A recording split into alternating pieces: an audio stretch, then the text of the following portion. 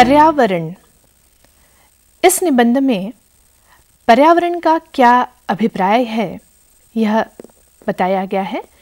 इसके साथ ही भारतीय साहित्य, विशेषकर प्राचीन साहित्य में यह विषय किस तरह उपलब्ध है, हमारे चिंतक, विचारक और साहित्यकार इस विषय से किस तरह जुड़े रहे, पर्यावरण के संरक्षण के प्रति वे किस तरह चिंतित थे और किस रूप में उन्होंने पर्यावरण को अपने साहित्य में स्थान दिया है, इस विषय पर विस्तार से चर्चा की गई है।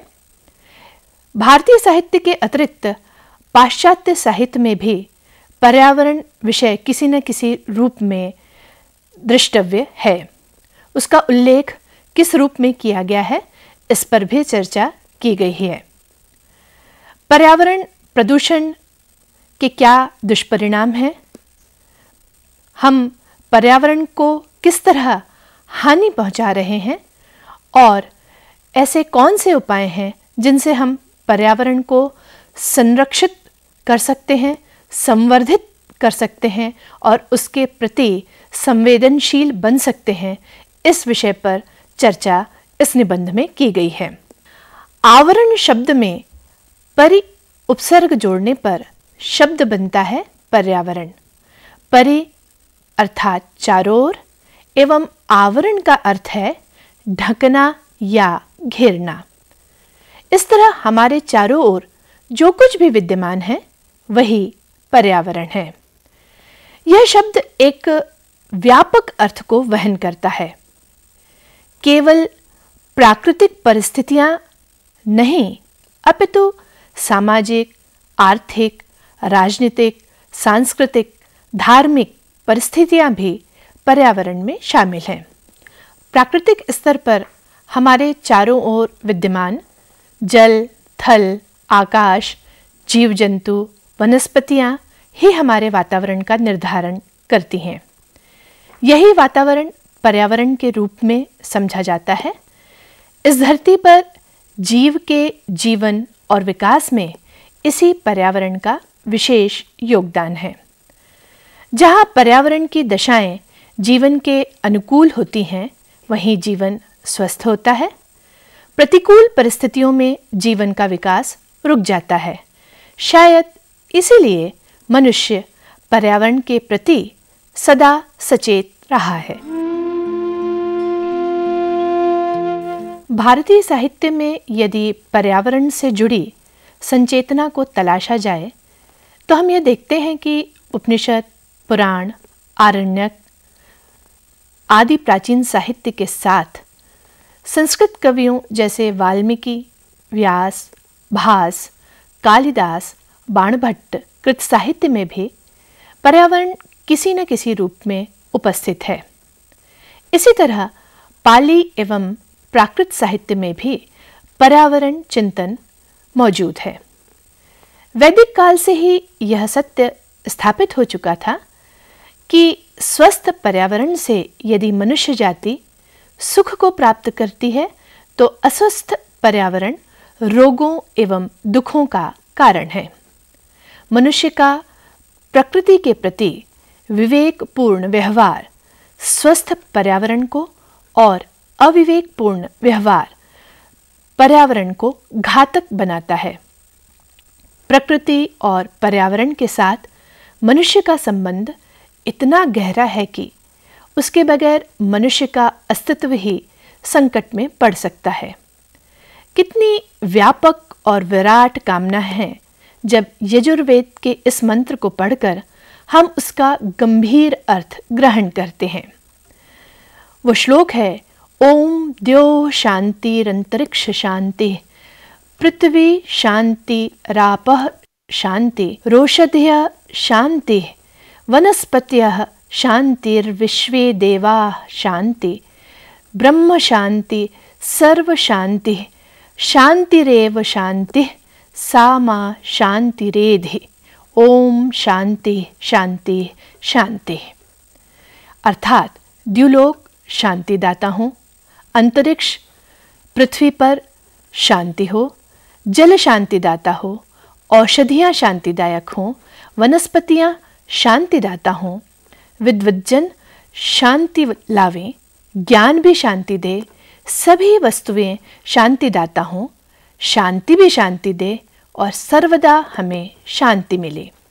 वैदिक साहित्य का ही यदि अवलोकन किया जाए तो ऐसे कई स्थल हैं जहां प्रकृति के लिए मानवीय संवेदना का भाव दिखता है। ऋग्वेद के नदी सूक्त में पवित्र नदियों के प्रति प्रेम और अनुराग का भाव यही प्रदर्शित करता है कि जल और उसकी संवाहिका नदियां ही मनुष्य अस्तित्व को बनाए रखने में एक प्रमुख कारक हैं।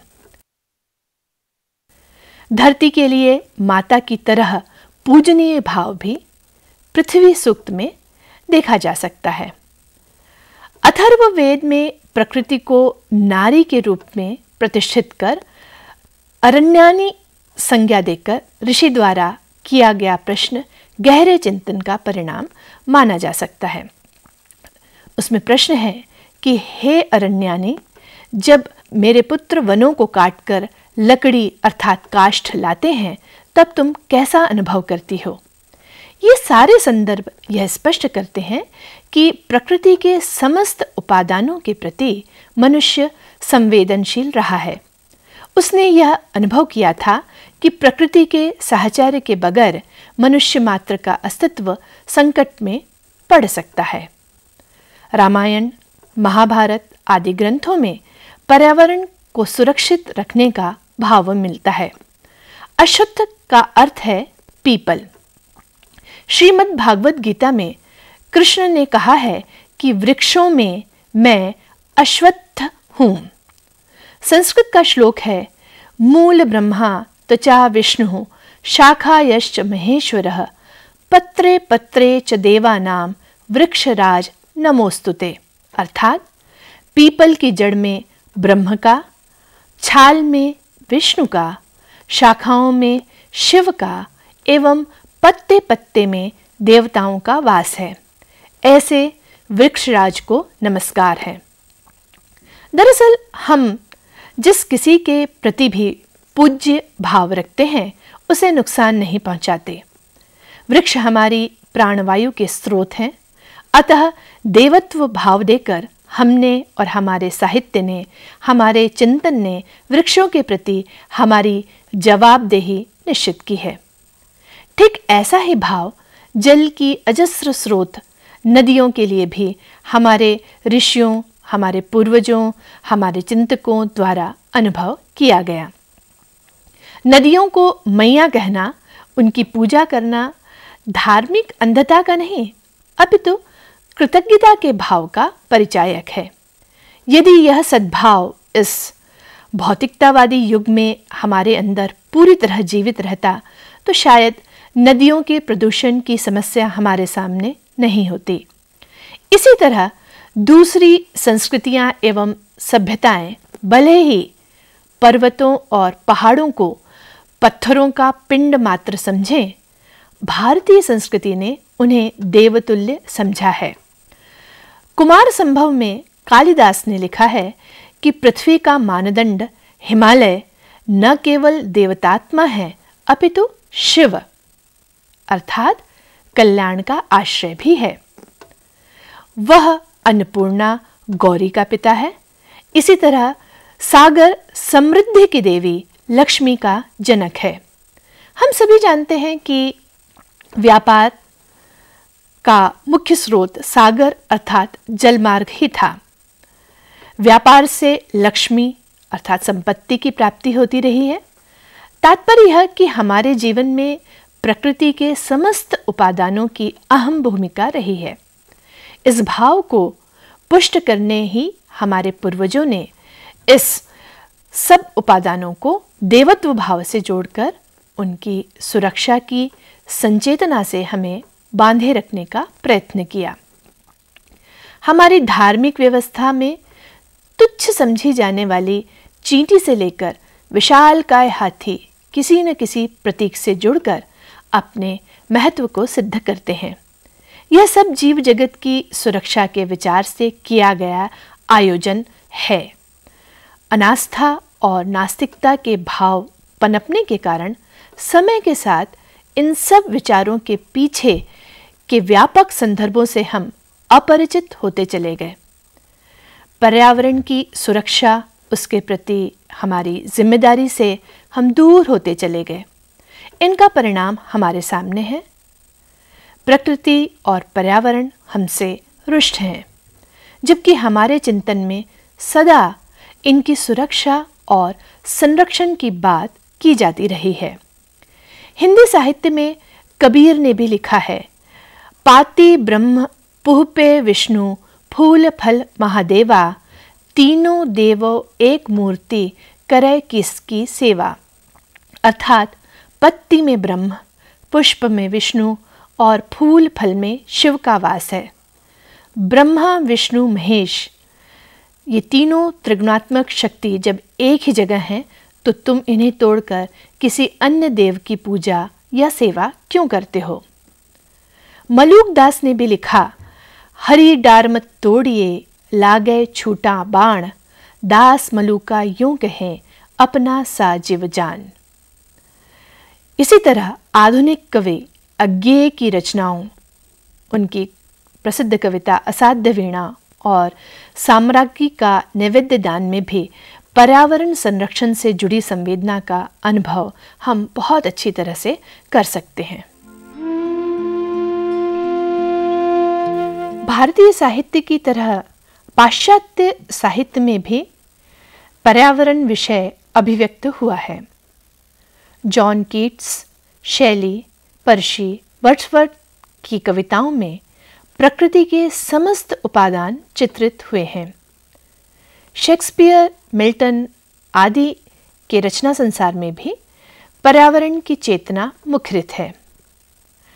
साहित्य में जब कभी प्रकृति के चित्र खींचे जाते हैं तो उनका उद्देश्य केवल मनोरंजन नहीं होता, बल्कि ये चित्र पर्यावरण के प्रति हमारे उदार भावों को और अधिक समृद्ध करने, प्रकृति के लिए हमारे आदर, सम्मान, प्रेम, अनुराग को बढ़ाकर उसे संरक्षित करने की दृष्टि देने एवं प्रकृति के प्रति हमारे उत्तरदायित्व को अभिव्यक्त करना भी चाहते हैं।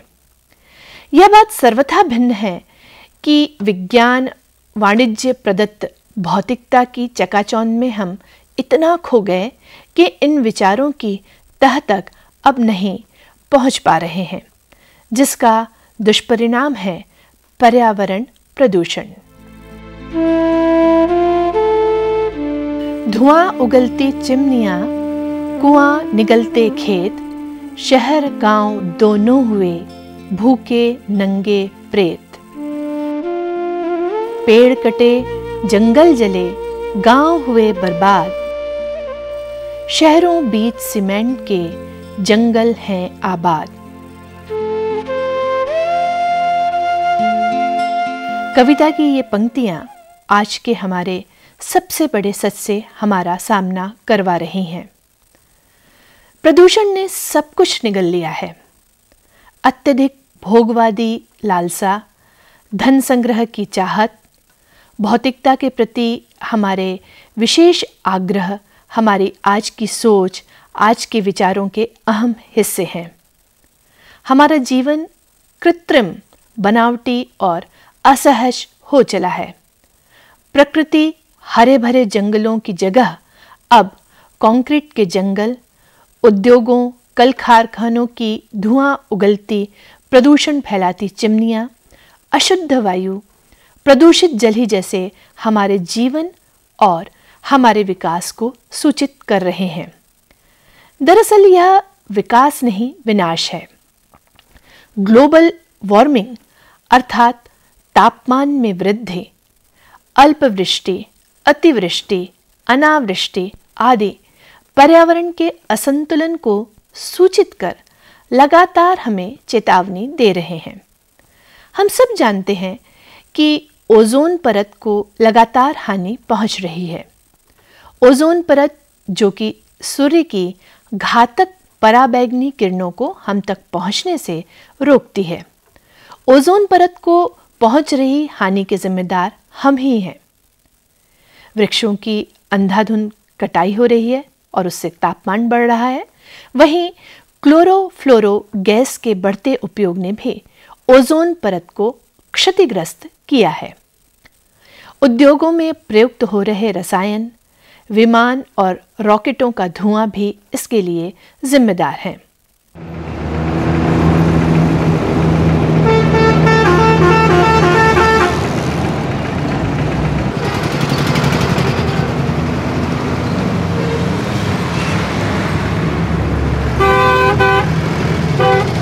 पर्यावरण प्रदूषण का एक रूप है ध्वनि प्रदूषण या शोर।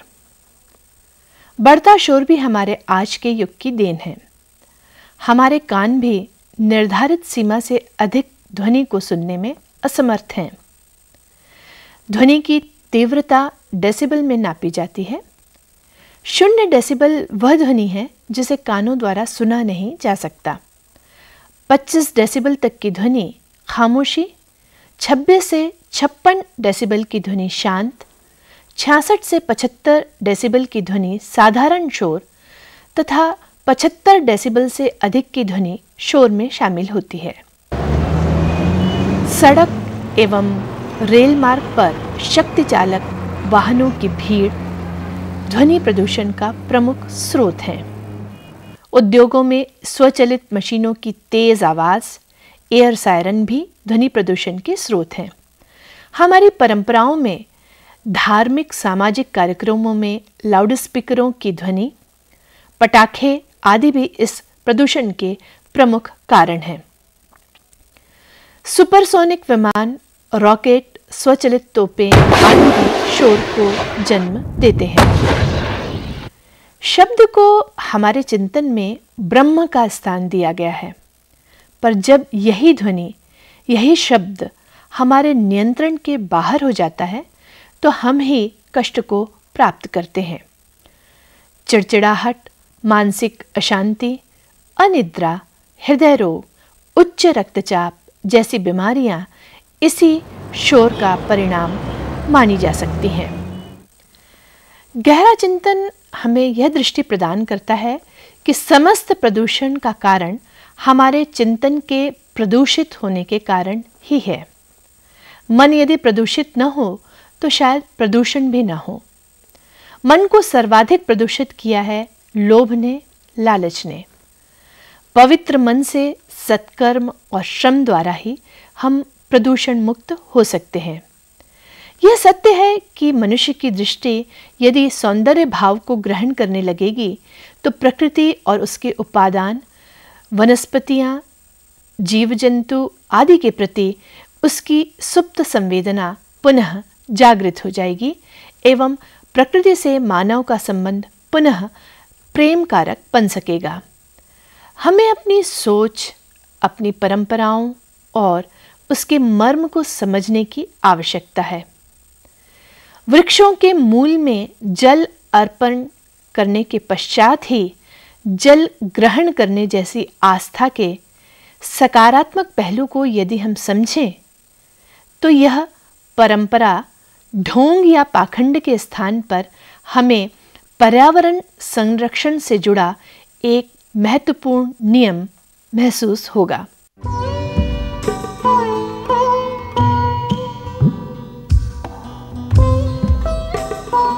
वृक्षों को पूज्य मानकर पीपल, बरगद, तुलसी की पूजा पर्यावरण संरक्षण का ही संदेश हमें देती रही हैं।